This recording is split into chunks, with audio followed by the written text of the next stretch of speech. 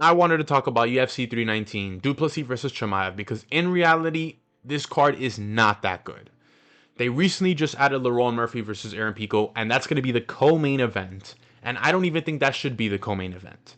The reason why I'm making this video is because I recently posted on my TikTok page. Go follow, go look at it, JNaps MMA. I posted that Lerone Murphy versus Aaron Pico should not be the co-main event, and this card is not that good. And a lot of people disagreed and agreed with me. That's why I'm making this video. And to be honest with y'all, if they'd never even put that fight on this card, if Evloev did not fall off and he would have fought Aaron Pico, we would have Duplessis versus Chimaev, Neal versus Prates, Cannonier versus Page. Those are the only 3 fights we would even care about. And that we still do care about. Because nobody cares about Elliott versus Kai Asakura. They're on the main card because they're ranked. And Asakura just finished fighting Alessandro Pantoja. But we're going to talk about this whole card. So let's start with the prelims. JJ Aldridge versus Karine Silva. Karine Silva's last fight in the UFC was against Viviane Andrajo. And Viviane Andrajo just lost to Tracy Cortez. And I'm going to keep it a buck with you. I'm going to make it short because I love Tracy Cortez. This fight's not that good. JJ Aldridge just finished beating Adriana Lee. Adriana Lee was on a losing streak. She's literally old. She literally just retired. It's WMMA. Nobody cares about this fight. Bryan Battle versus Nursultan Ruziboyev. Bryan Battle, his last fight against Randy Brown. He lost that fight. He robbed Randy Brown. And I even made a... I love Bryan Battle. I made a video about Bryan Battle on how his rise in the welterweight division. But he's now fighting at middleweight again. And he's fighting against Nursultan Ruziboyev. And Ruziboyev, he's been fighting cans, bro. The only guy that he's fought that wasn't a can was Jaquan Buckley. And this fight could be good, but I don't think it's going to be good like that.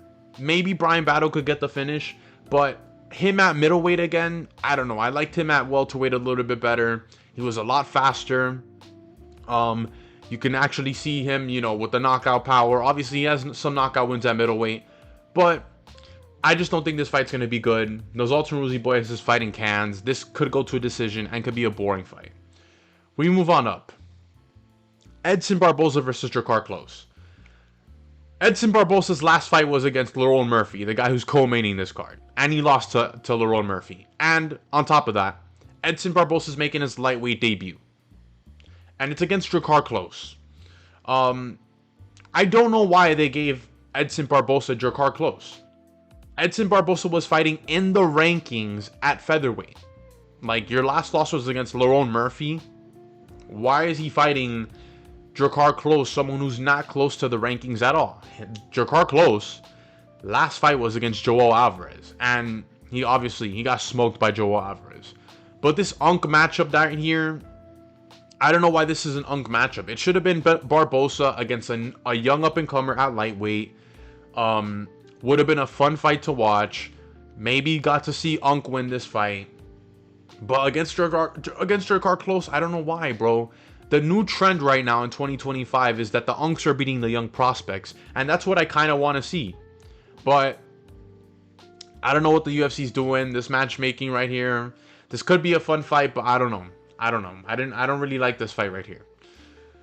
We also have Chase Hooper versus Alexander Hernandez. Alexander Hernandez has been fighting cans and old heads, and his last couple wins, yeah, whatever. They're old heads, they're cans, but this man lost to Damon Jackson. Chase Hooper has been fighting old heads, and I wanted to see Chase Hooper fight somebody young and good, test himself. And they're gonna give him Alexander Hernandez, who is not that good, man. He's really not that good. I don't even know why Chase Hooper is getting this matchup.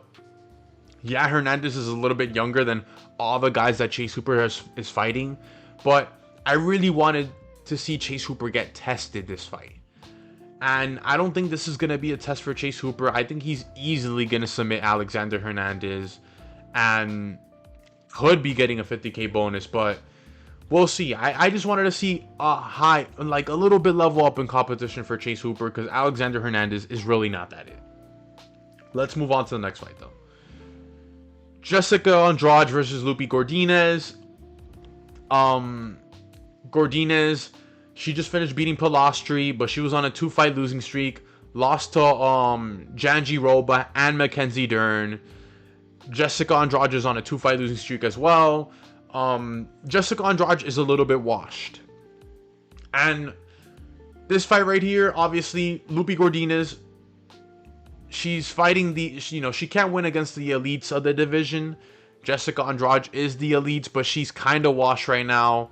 If you guys, Jasmine Judovicius, just submit her so easily. And Gordinez does have good grappling, so I think Gordinez could beat Jessica Andrade, bro. But I don't think this fight's gonna be good. Nobody cares about WMMA. Nobody cares about WMMA, bro. So let's move on to the next fight. I don't even know why I talked so much about that fight right here. GM3's back against Michael Olejniczak. Michael Olejniczak just finished getting his first win in so long, I don't even remember his last win was. He just finished beating Cedric Dumas, but this man was on a 3-fight losing skid. And Gerald Meerschaert, he's on a 2-fight losing skid. He lost to Brad Tavares, and he lost to Reinier de Ridder. This is like an Unk matchup, basically. This is an Unk matchup right here. Unk on Unk. Maybe Olejniczak's a little bit younger, but I don't see this fight being that good. I don't see this fight being that good. Maybe there's a finish on this fight right here, but I think this is going to decision. We move on up. We go to the featured prelim. This is how the UFC page has it. The featured prelim of this card. King Green, Bobby King Green. I don't even know why I said King Green. Versus Diego Ferreira. Ferreira, he was on a nice winning streak. He beat Michael Johnson. He beat another dude that I forgot. He goes up against Phil Dawson. I mean, not Phil Dawson. He goes up against Dawson. You know which Dawson I'm talking about. And he loses. King Green, he's on a 2-fight losing skid. Lost to Paddy Pimblett. Lost to Marisa Ruffy. I don't know why they gave Diego Ferreira this Unk matchup right here. I don't know why we're seeing Unk matchups when we've been seeing Unk versus Young Prospect. That's what we want to see for 2025. That's been the trend. And you're giving us this, where I think Diego Ferreira is going to go out there and beat Bobby Green.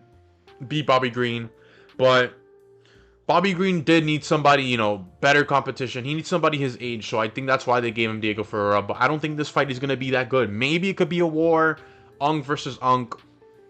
But I just see this as going to a decision and not being a fun fight. Let's move on up to the main card.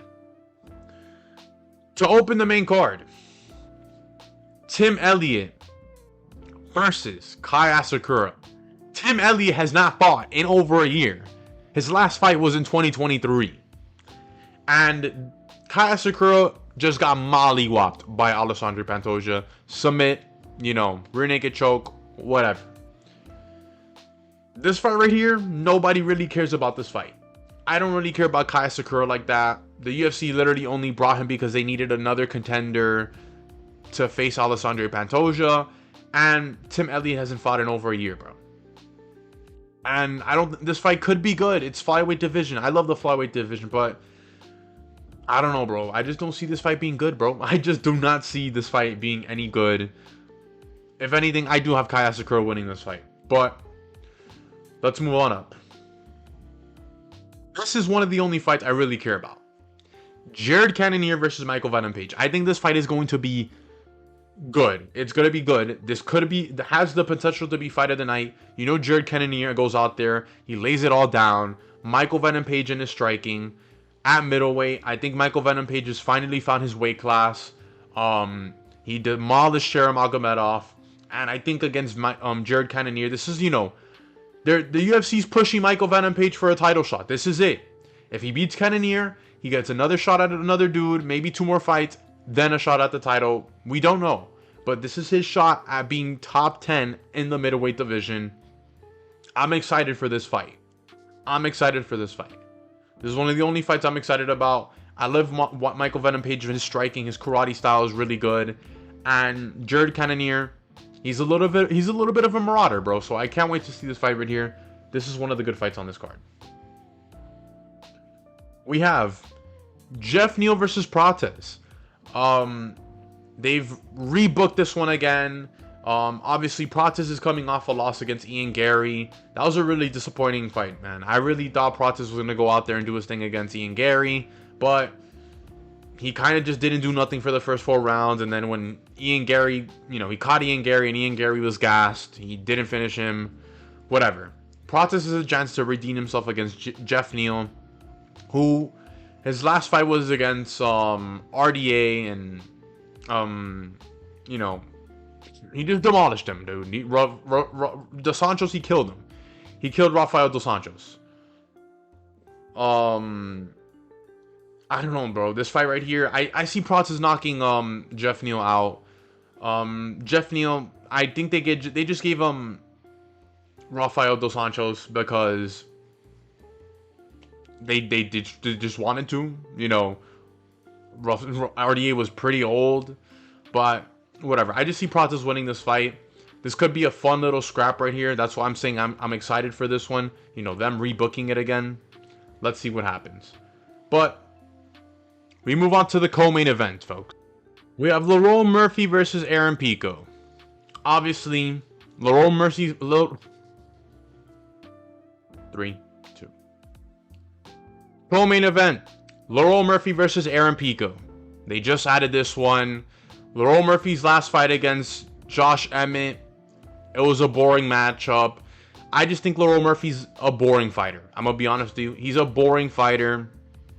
If you look at his last couple fights in the UFC, they've been kind of boring, bro. He fought Dan Ige. That was like a close matchup. Wasn't really that exciting, though. Josh Emmett, that fight, he was like mostly running around because he knew he won the earlier rounds against Josh Emmett. He's stepping up, though. He's stepping up to fight Aaron Pico because he knows if he beats Aaron Pico, he's closer to a title shot. So mad respect to Lerone Murphy. I'm not going to crap on Lerone Murphy. But Aaron Pico, though. The guy that they've been hyping. The guy that, we're going to talk about Aaron Pico right now. Aaron Pico, 12-4 under the Bellator banner. Obviously, one win in the PFL after the merger, but then he got, he asked for his release. He, signed with the UFC. Look at the names that he's fought at Bellator. You guys have to remember. If you don't know too much about Aaron Pico, I remember watching a documentary on YouTube about Aaron Pico. I forgot who made it though. If anything, I'll link it in or I'll put it in my video. But